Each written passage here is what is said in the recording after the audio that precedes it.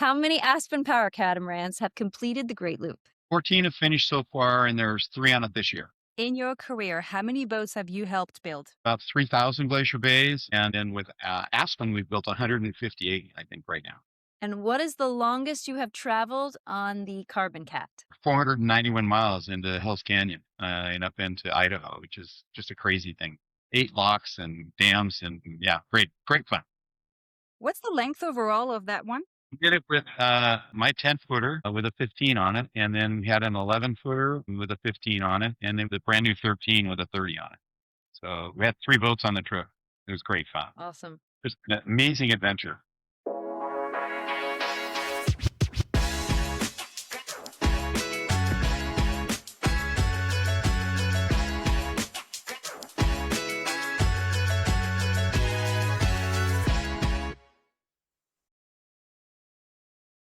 Today, we're thrilled to have Larry Graf from Aspen Catamarans join the Full Displacement podcast. I'm Marilyn Bosser, and we have Amanda Haley with us today. Hello, Marilyn. Hello, Larry. Welcome, Larry. We know quite a few things about you, and our audience will discover who you are and what a genius founder you are. I should give a little background and say that it's not until you watched one of our recent videos comparing trawlers to power catamarans that you called up your old friend Amanda and said, "Hey, I'd like to say something about this." So, Amanda, how far back have you known Larry, and what's the story there? Well, if you look back in the archives of the Aspen YouTube channel, you might happen to see me and Larry going through a bunch of the different models and touring the factory and going through every step of the engineering quality of an Aspen Power Catamaran. And most recently, I saw Larry at a boat show selling his lightweight tender called a Carbon Cat, which 2 of our clients recently, Maryland, who bought boats from us, chose to be their dinghy on their vessel. So that's the latest and the greatest. No, I met Amanda, it must have been 10 years ago at a boat show, and she was working for a yacht company, and they wanted to do a video on our brand new C-120 40-foot yacht. And she was amazingly intuitive, and she's actually a boater. And we put together, I think that was one of the best videotapes with the most responses that we've ever had, because we just were into the details and gathering them and sharing just the kind of things that people that were looking for a boat were interested in. After we did that and the response we had, I cornered Amanda a few months later and said, "Hey, I've got some other models I'd love to sit down and do a video. Could you fly out to Seattle?" She said, "Yes." And that's kind Yep. of how we've done all those videos since then. So it's Yep. been a great, And the great, great time getting to know Amanda and doing some fun videos together. Yeah, and I learned so much. I learned so much about the build quality, your engineering skills, and just your prowess in this industry. And that's one of the reasons why we wanted to have you come on as a manufacturer to talk about what's going on in today's market. Yes. Yeah, so allow me to backtrack so we can get a little bit of the background story from Larry, right? So you built Glacier Bay into the world's largest catamaran builder, then walked away to start Aspen in 2007. Is that correct? Yes. 2007, I had done kind of everything I could do with Glacier Bay at that point. I also I learned a lot about dilution as you build a company and with a group of partners. And I had a couple of partners that were really terrific business owners and boat owners.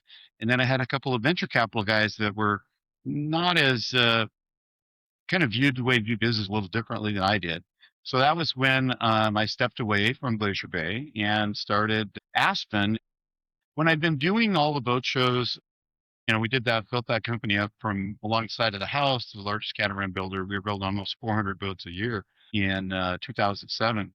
But, in those years selling Glacier Bays, the next step a lot of people were interested in, they wanted a big, comfortable boat that was stable and soft riding and very, very fuel efficient. A big, comfortable cruiser that had that rough water capability that the Glacier Bay had, but they wanted a king size bed. They wanted a nice galley. They wanted a cabin that you could air condition and get out of the hot or get out of the rain.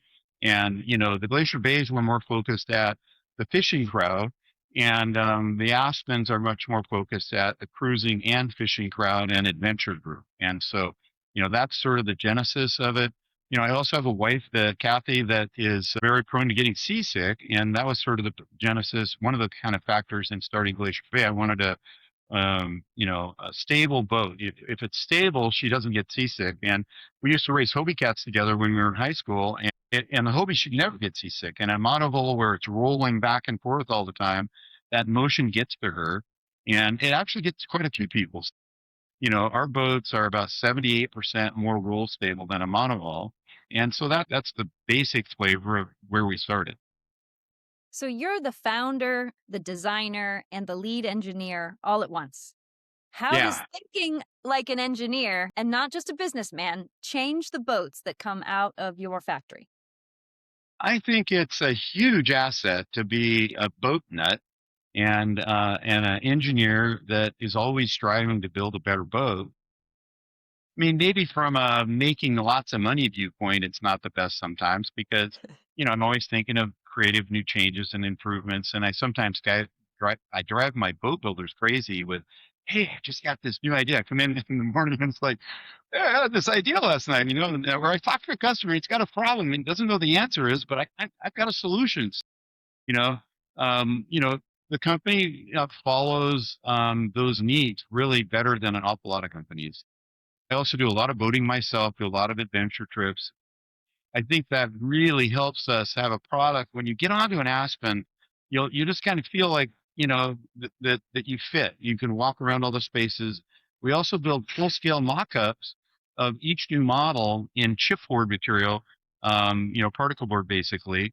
And we'll sketch it up, give it our best idea, talk with the owners and prospective customers, get their feedback before we start building the chipboard mock-up. Then we build the chipboard mock-up.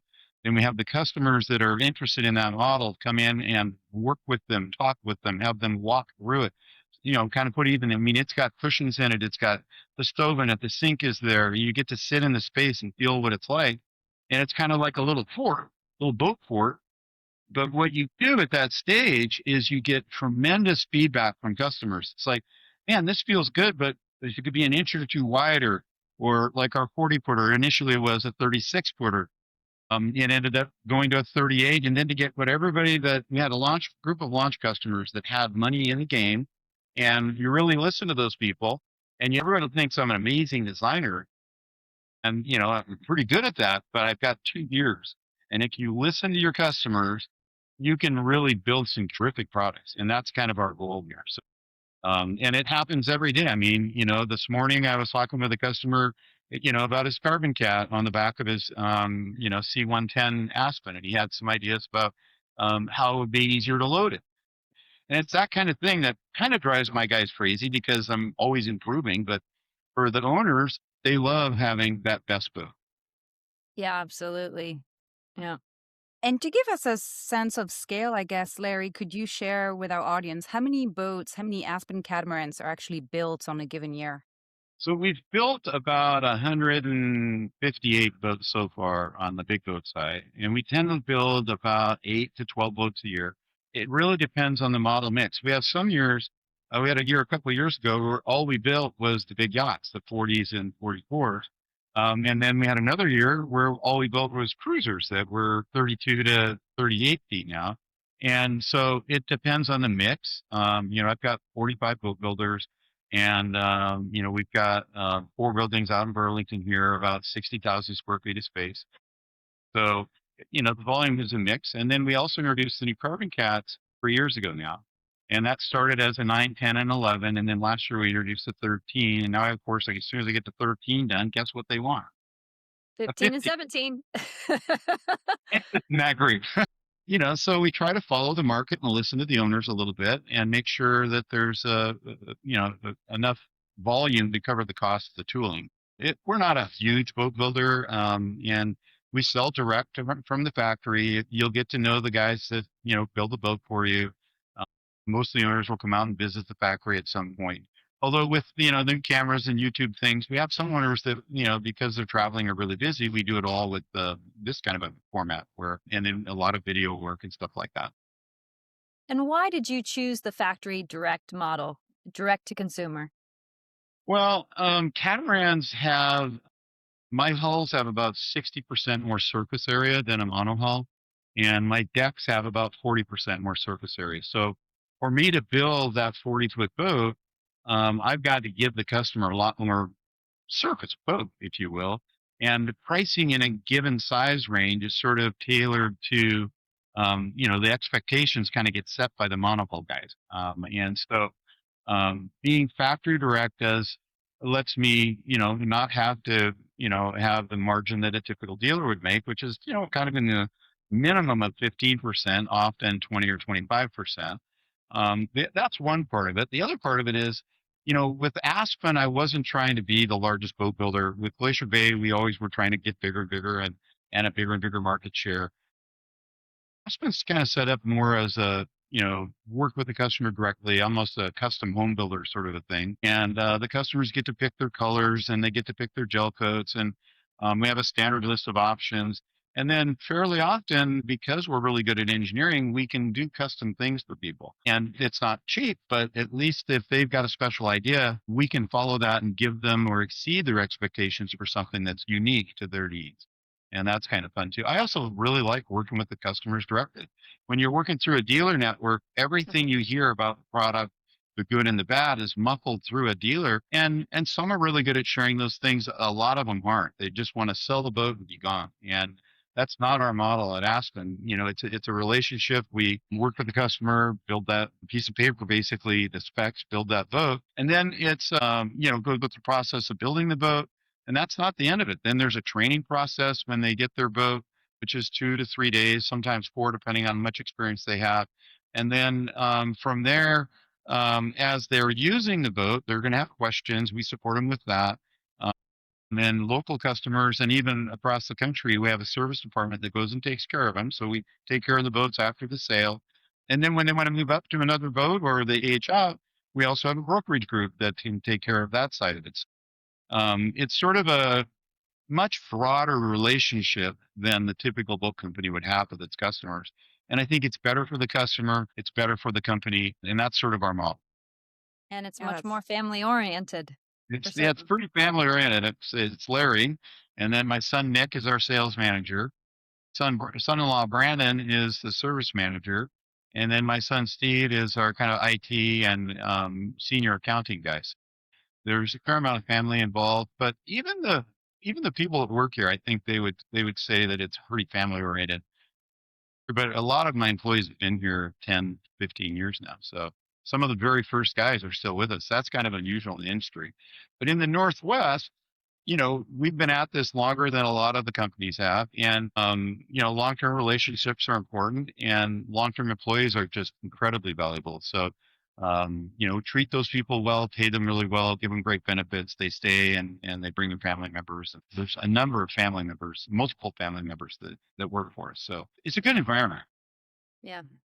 And we're going to explore actually both the products and the manufacturing process because we find it fascinating, and having the chance to discuss this with you is wonderful for the world to hear and be educated on. Before we do that, I wanted to just bounce back on the thing you said, which is you use your boats and you're actually a boater yourself. You're passionate.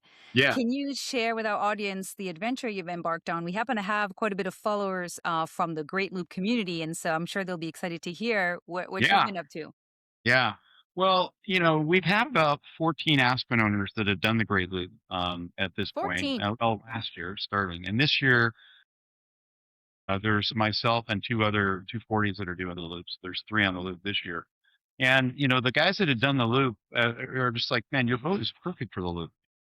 And they're just passionately excited about having used their Aspen to do the loop. And I've been going to so they initially got me to go to the Great Looper conferences, and I've done 2 of those a year for the last 3 years. And there's, some fabulous classes that they have at the AGLCA. And so, when everybody's in class, there's nothing going on in the booth area. So I've been going to the class. I'm like, I got to go do this. This looks like fun. They talk about 2 things. The boating adventure is fantastic, but they also talk about really 3 things: the boating adventure, the things in the towns and stuff they see along the way. But equally important is the people they meet and the other people that are doing the Great Loop. And I would have to say, I 1000% agree. I left a trailer away from wet and cold Washington the first week of March this year, hooked up my boat, it's a 32-foot Aspen C100, and in 4 days I trailered down to Fort Lauderdale, put the boat in the marina, and then drove up and actually picked up another Aspen that just finished the Great Loop, brought it back to the factory so we could sell it. The guy is on to another adventure. And then I flew back down and out in the Bahamas for a few weeks, had a great time. It was very windy out there this year. That was interesting. And then popped back into Stewart. I've been working up my way up the coast. I'm about 2,300 miles in on the Great Loop right now. And the boat's in Syracuse. My wife and I fly back on Thursday this week to go do, the last of, I remember Lake the Oswego Canal, and then we go up into Lake Ontario and we'll do Thousand Islands. And then I've learned that I really don't like driving in, canal trench kind of program. I'm not a 5-mile-an-hour boater, and it's really hard for Larry to go 5 miles an hour for all day long and then get to a lock, and it's kind of fun. I mean, it is scenic. I'm glad I did it, but it's not what I want to do a Understood. lot. It's Plus, not for everybody. yeah. The other thing is that a lot of the guys do the whole loop at 8 miles an hour, and I think part of that is a lot of that is because the typical boats do so much fuel at cruise speed. Um, you know, but again, 8 is not my program either. I mean, I'll go slow when it's scenic, and it's pretty. I do it slow. But for me, on my boat, I mean, I burn about 6 gallons an hour at 17 knots. So, I mean, it just isn't a big cost to go quickly, especially when you're crossing Albemarle Sound or you're going to the Bahamas at 55 miles of open ocean. Do that at 8 knots takes all day long. You got to get really early, and you might get in at dark. Well, for me, it's like 4 hours from there, and that's kind of my personality. And some people have a personality that is okay to go at bicycle speed, but I'm not that guy. Yeah. So when we do the Thousand Islands, I've arranged actually, I've got, because we sell a lot of boats, I've got a trucker that's going to pick me up in Kingston, Ontario, and then resplashes me up in Georgian Bay 4.5 hours later. The alternative is to do the Trent 7 waterway, which is 247 miles and 44 locks. I mean, the people that do it say it's great. But for me, I just don't think I could do that. I mean, you spend 7 to 10 days driving in, a straight line, or well, it's not a straight line. There's lakes and things to spot. There's some cool lift locks, and I'm going to go see those with a rental car, but I'm not going to take 7 to 10 days. I just don't have that much time still running the factory. But I'm really excited about doing Georgian Bay and the North Channel. And then this year we pull out at Mackinac Island, and the boat hops on a semi there, and it comes back to Seattle 3 days later, and then 2 days it gets a wash and a wax, and I take 20 boats up the 20 Aspen owners up the Inside Passage into British Columbia for another 2 weeks on the boat. I have a tough life, guys.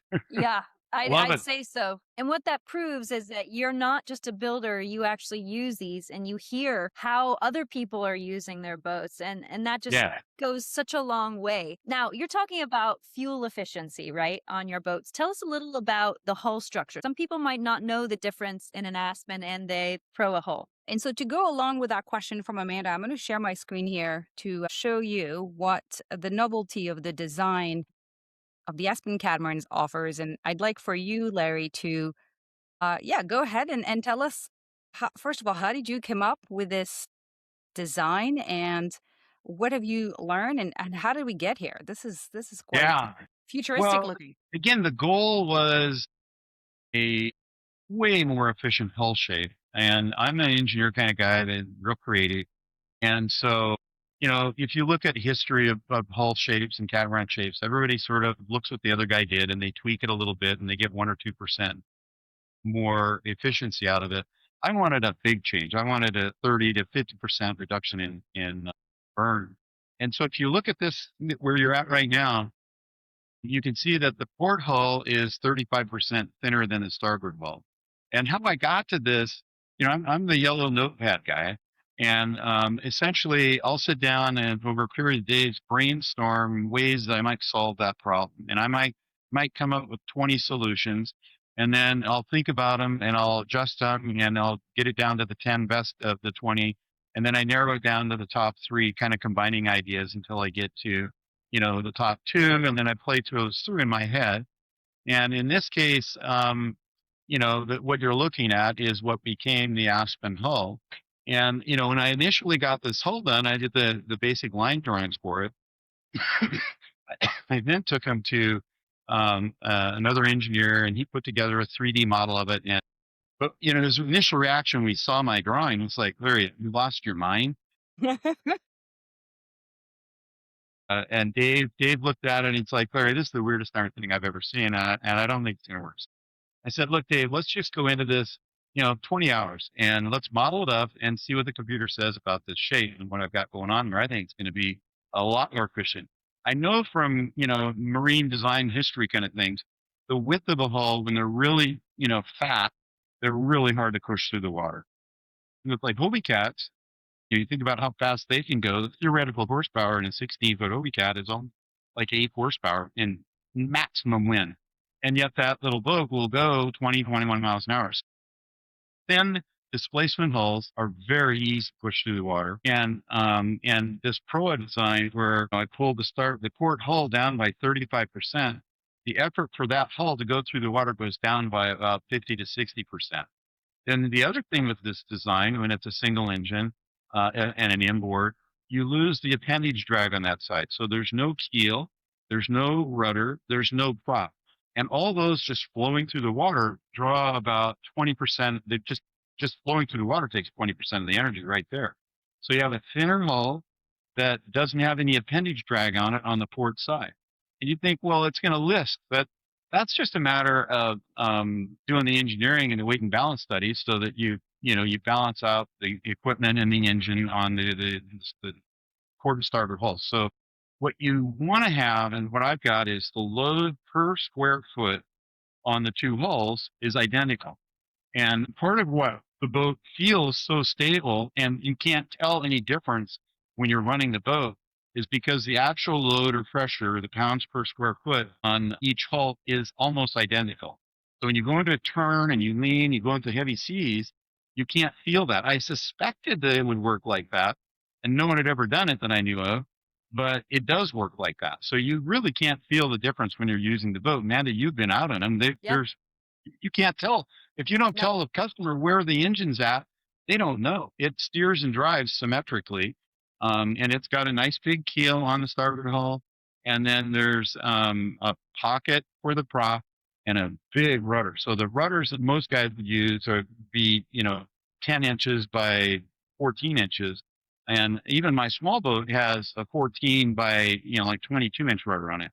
So I wanted a boat with track in heavy seas really well. That big rudder and keel do that. And again, Amanda, you felt that. It's very uncanny to have a boat that will go 8 knots and track straight, and will go 18 knots and track straight, and will go 22 knots and track straight with your hands off the wheel. I mean, they'll literally go 5 miles without touching it. So that hull difference, the other part, the two hulls are different sizes, but the other factor that makes it work, and is part of our patents, is the bows are shaped a little bit like an airplane wing from a top view. And so you've got the front view, and then go to the top view. And essentially what I've done is the bows are shaped a little bit like a foil on an airplane wing. As the boat flows through the water, the hull naturally wants to pull starboard, but the thrust from the engine is pushing forward. And so those two forces, if you think about it, are just a matter of physics and engineering, and you can balance them out. So what I've got is something where when you go from rest to full speed, so you go from 10 horsepower into the propeller to 400 horsepower on a 40-foot boat, it tracks dead straight. Because as it went faster, it took more torque pulling left, and the thrust of the lift from the bows is pulling right, and it nets a dead straight line.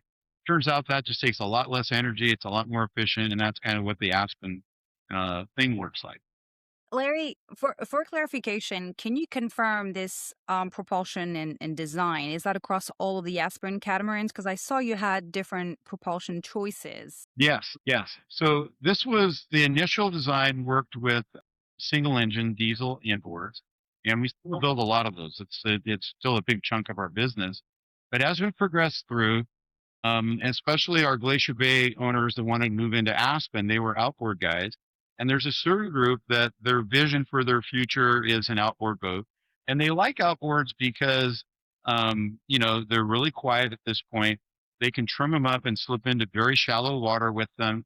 The fuel efficiency on the newer outboards is so dramatically better than what they were.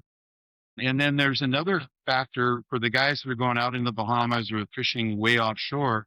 They really like the twin engine aspect.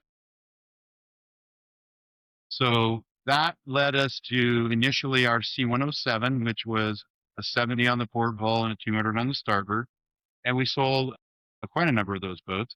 And then as that progressed, those customers that were shopping for that were like, man, I love the boat. Everything is great, but I want to go a little bit faster. Okay. And so that's kind of led to progression. So then Larry has to figure out, okay, so if you want to go, bigger engines and so forth. So we basically went through an R&D project to keep the Proa Hull shape, but get to either symmetrical or nearly symmetrical power. And that's been something we've done over the last 3 years or so. And that's been really successful too. And so I've got some shapes that let me have twin engines for those that want them. There's still the group that's very into efficiency, maximum efficiency. And they want to, and that's me. I mean, I've got a C100 and I really am a thrifty guy. And I love the fact that on my great loop, I'm 2,300 miles in and I've used, 720 gallons of fuel. I mean, and I've run slow some of the time, but I'm almost always up at 18 knots. And so, and our owners that have done the loop with the C110s, the C120s, they say the same thing. They go to the fuel dock and they're filling up for just a fraction of what the other guys are. So yeah, there's a balance. And it's one of those things where you kind of follow the market to some degree. I mean, if it was me, I would all do diesel everything. But when you have really good customers that are asking you to do Sure. something that's a little out of what you thought you wanted to do, and as long as everything we do works. And, when I do something new, you know, 90% of the time it's really very right. But the other 10% of the time it's like, dang, I need to work on this. And so I always tweak it until I'm absolutely delighted with the shape Yeah. and the I'm sure performance. you see that as a challenge. Yeah, yeah. Well, and I thrive on that kind of thing. Yeah, I of just course. love to do things that really work. Perfect point you made, Larry, too, on where the market is going. And we've seen it too with the outboard propulsion being king. We had a podcast with InfoLink, which, if our audience hasn't seen, has great insights into trends in the boating market. So I'll put the link below in the description. And it talks about the increase, dominance of outboard power. So you're right to head in that direction. That is definitely where the market is going at a crazy fast pace. But also you're able to listen to your customers, which is amazing. So. Right, right. Yeah, and we used to be Yamaha. We've switched to Mercury at this point. Yamaha did some things with their 200 outboard where they put a big hydraulic ram in the front of it that you couldn't pair up with the smaller ram that our smaller engines were doing. That led us to Mercury, and that was about 3 years ago. I'd say it's been wonderful. Mercury has been very responsive. Of my old Glacier Bay dealers that had been big Yamaha guys were both the two biggest dealers, both like, man, Mercury is the leader at this point. They've got the smoothest motors, the quietest motors, the best fuel efficiency, and Larry, you won't believe the support. And I'm into it 3 years with Mercury at this point. I have to say they've been fabulous. This year, because they're made in the United States, our increase from Mercury was 2%. That's wonderful. And the outboard boats are super quiet. They definitely use more fuel, but those guys can also cruise faster too. So we've got guys cruising in 25, 27 miles an hour now with their high-speed displacement hull, and they can top out at 32. So for certain guys where they want to trade, there's certain days where they want to trade money for time, you can do that. Yeah. Which brings us to a point that we see a lot, and that is the manufacturing in the US as opposed to offshore elsewhere. Right. And you build in Burlington, Washington, which is in the United States. It's not overseas. And in Yeah. 2026, with the margins super tight, what's the honest case, would you say, for building boats in America? I mean, we all know about the tariffs. Okay, that's a huge one. Right. Right. But from your side, what would you say? So I would say that over half of our current owners have owned a boat that was built offshore, either in Asia or somewhere in Europe or someplace. And their initial hope is, that they're going to get a boat that's really reliable, that's fun, and they can flow with. And they often end up with something a lot less than that. And they get frustrated and they quietly go away. They sell that boat and they want to buy.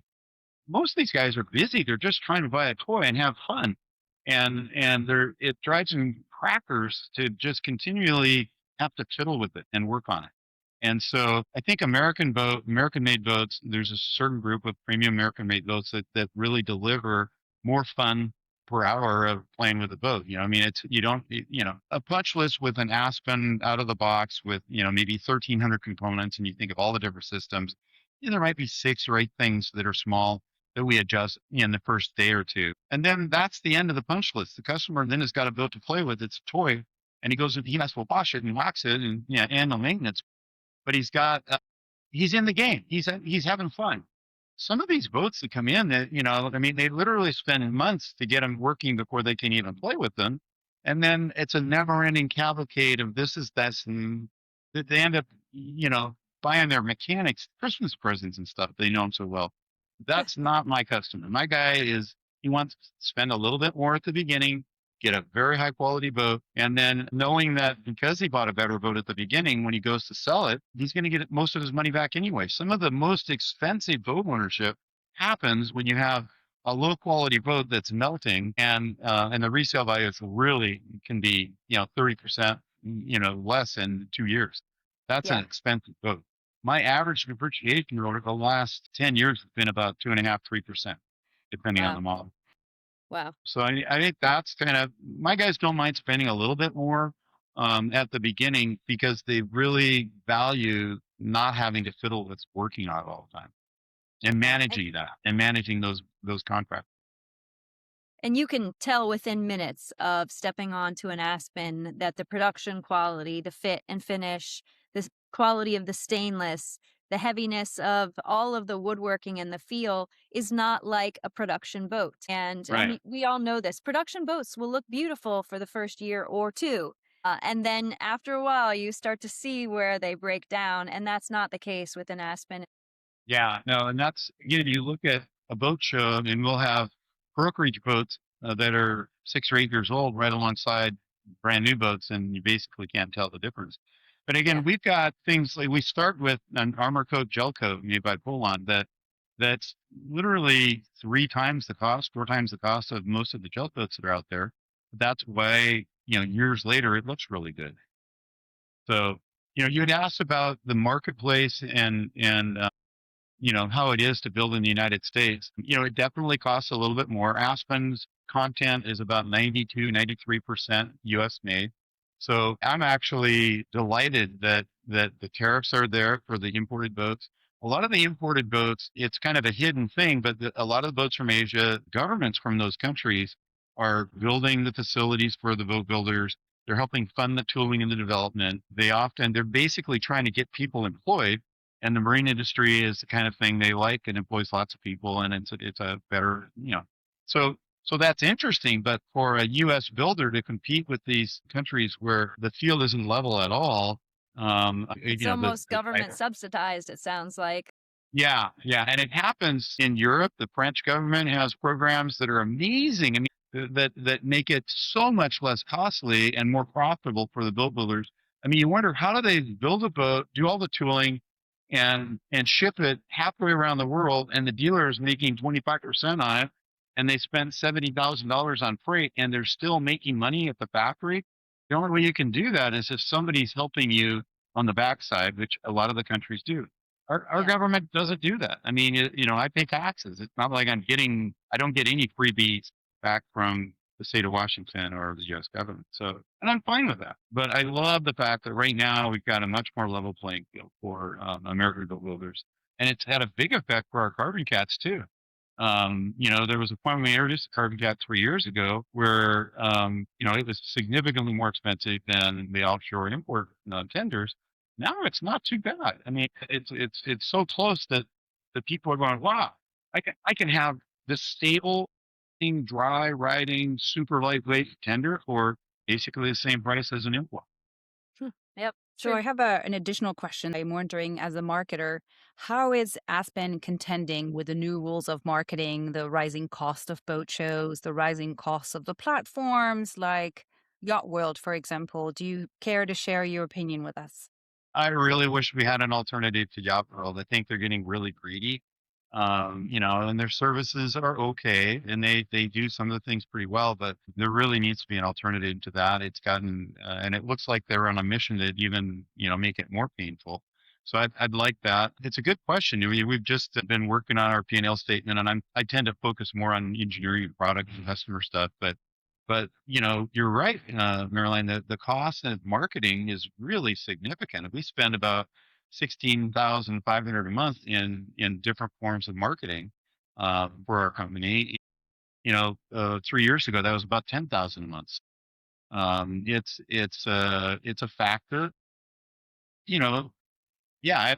I haven't got the magic bullet yet. I am going to actually do a survey of our prospective customers and our current owners, and ask them these questions of all these places that I spend money and energy to communicate with the prospective customer. What are you actually seeing and doing? I mean, there's some interesting thing. We did a trip up the Columbia River with 3 carbon cats last year. I know, Amanda, did I tell you about this? We took Yeah, you a did. 10 footer, an 11 footer, and a new 13 footer. We trailered down to the Waco, and where the Columbia River dumps into the Pacific Ocean. It's where they do the Coast Guard boat training thing. As you see the surf training boats where it's big ocean. And the day we were there, it wasn't that rough, but we had like a 3 to 4 foot swell and maybe a 2 foot chop in it. We took those three tenders, the 160-pound boats and up to 400-pound boat, and went out across the bar, and then turned around and went all the way back up the Columbia River over the next 5 days, all the way into Idaho's canyon there on the Snake River, uh, Hills Canyon. And we went up into the Hills Canyon as far as you could go with a 10-foot boat, 491 miles. Um, what an adventure, great fun. But that was a pretty good demonstration of the capabilities of that little boat. But that trip, we made daily videos of that trip. And by the time we finished the trip, we had 175,000 people following that adventure trip. All year long, when I go to boat shows, amazing. Like half the people at the boat shows that we're talking to about carbon cats saw that adventure. That is powerful. Yeah, And do you know what that costs? Not a lot. And it's great communication, and it shares the passion, it shares the capability. absolutely. World's changing in marketing. Even what we're doing right here Absolutely. is very effective. I think I've been watching your guys' podcasts and stuff, and you share a lot of information that's really hard to get anywhere else. And that's how I love it. I think Yeah, a lot of thank people. you. Well, we applaud you because you have found a way to create your story and share your product and your knowledge and your passion, and it's working fantastic. And No, it's like good. you, we wish it wasn't so expensive to promote our industry and our services and our products, but here we are. Yeah. But you have to spend the energy and money there or you don't get the result you want. Yeah. You can companies that don't do that, and over time it doesn't pan out very well. Right. Yeah. And that's, I think, where we are talking about the tipping point of when, at what point do boat shows become unreachable for most, to advertise and show their product? So, it's something that our industry definitely has to tackle. We've brought it up many times before. We're not saying we have the answer. Hopefully, we can all band together and find a solution because it's needed. So, we'll see. Yeah. Yeah. Boat shows are still a key part of it. You've got all these things that kind of get people interested, but at a certain point they've really got to get on the boat and see if it's the right Touch fit and for. feel and see, yeah, and where else can they go and see different brands that they're looking at all in one place? Otherwise, they'd have to take a broker's time and go here and there and here and there and spend a week doing the same exact thing that they can do in 1 or 2 days. So Yes. they are necessary, but we need to get back to a realistic understanding of what some of these manufacturers can actually afford and their marketing dollars. Yeah.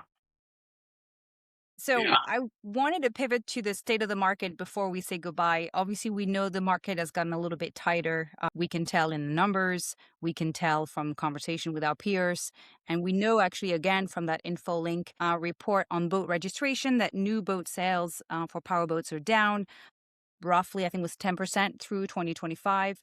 Right. How does that look to you on your factory floor and on your P&L? What's your prediction on the market? What are you trying to do differently, perhaps, to overcome this challenging year, let's say? I don't know. For us, it's, I think, our numbers are up significantly. And so, both, especially the carbon cats, but even the big boats, the sales are up for us. But again, for me, I only build 8 to 12 boats a year, so it's not a real comparable thing.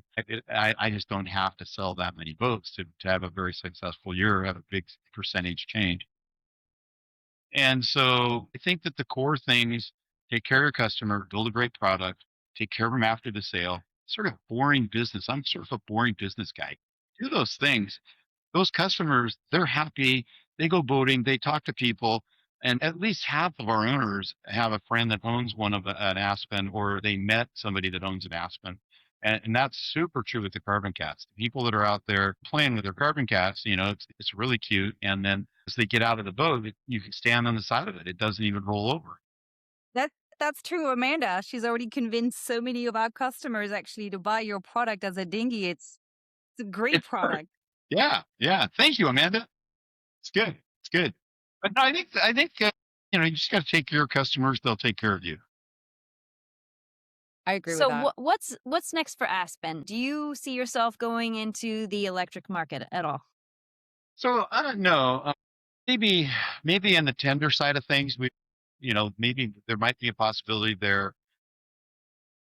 And we do have, one company that would like us to do a C108 that's electric.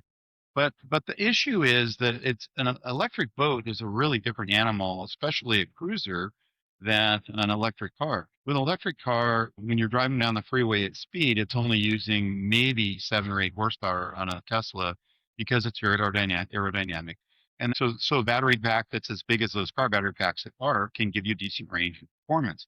I mean, even my boat and my hull is probably the most efficient hull in 32 feet that you can get. I'm still using 110 horsepower to push my 32 footer through the water. So, that's 11 times the energy that it takes to push a Tesla down the bay and on the freeway. And so the energy need is really large, and the distances, especially if you want to go quick, it doesn't pan out very well. There's also no regenerative braking in a boat. So in a car, when you drive around town, you put on the brakes, it regenerates, recharges the battery, puts in, go down a hill, it recharges the battery. And that really helps a lot. We don't have any downhills on the water, and it can actually get worse if it gets rough water. It's like you're climbing it all the time. So it's a hard thing to do. And again, if you're okay going very slow at 5 or 6 miles an hour, then that's an electric thing that can be done, and you could make an electric Aspen that would be pretty darn great if you're okay going 6 or 7 miles an hour. For me, that's not my personality, and there may be somebody who wants that. I'd have to study that if it made sense to build a one-off prototype like that. I'm not sure how big that market is. So Mm. I've looked at it, I've thought about it, I've looked at the physics of it. The other thing with electric that people need to think about is, well, where did that electricity come from? I mean, Right. if you're putting in with a solar panel on the roof of your house, well, that's one thing. But if you're burning coal or bunker fuel in a power plant somewhere and pushing it through a power line and then through a charger and then into a battery, each one of those conversions is Loss. basically, it's a loss. It's Yeah. energy. If there's heat, there's a loss. So it's really incredibly bad for the environment to burn, coal in Montana to charge an electric car in Washington. I wish people would think about that. So they want to save energy. In Southern California, they have a lot of sun. A lot of the homes have solar panels all over the top of them. That's a great idea. That's good for Yeah. the environment. So it's a good question. A lot of people are going that way, but I'm a little bit scared. Not ready to jump on that bandwagon yet, huh? Yeah, yeah, yeah. But Yeah. but I mean, we really didn't really cover that comparison between, the displacement, trawler idea and the power catamarans. Most of the power catamarans are planing boats when they're going fast. And so that's a deal where you're lifting the boat's weight up on plane to get it to go, quickly. The Aspen doesn't use any it's a high-speed displacement hull, so it's kind of like an airplane wing on edge, just slices through. So the big thing that we've got, that crossover, is our hull shape lets you do the trawler speed really, crazy, like twice the efficiency of a typical boat our size. But the hull shape also, because it's a displacement shape, gives you the option to go quickly and not kill your visa. It's just crazy efficient. So that was kind of the genesis of maybe giving you a jingle. It's like, hey, I've got something that's got maybe the best of both worlds, and that's kind of I think it's good to share. And now we've come full circle. That's amazing. Thank you for making sure that that's clear with our audience. So thank you again. And I love the YouTube channel. I love the effort. Aspen Cats puts great content out there. We'll make sure to share it with our listeners. And so in addition to the YouTube channel, I was going to ask Larry, what are the next boat shows where we might see you and Aspen Catamarans? Yeah, we'll be at the Annapolis Boat Show Tower, and we'll have the Carbon Cats at the Sailboat Boat Show. That was our first year in Annapolis for the Carbon Cats. It was fabulous. Sailboat guys love our dinghies. Yeah, absolutely. Then we do the fall show in Seattle, and then we do the Fort Lauderdale show in the fall, and then it circles into the Seattle show from there, and then the spring show in Anacortes. Well, we look forward to seeing you in our home turfs, respectively, Annapolis and Fort Lauderdale. Thank you so much, Larry, for joining us on the Full Displacement Podcast. We shall see you on the next one. Fair winds. Fair Thank you, winds. guys.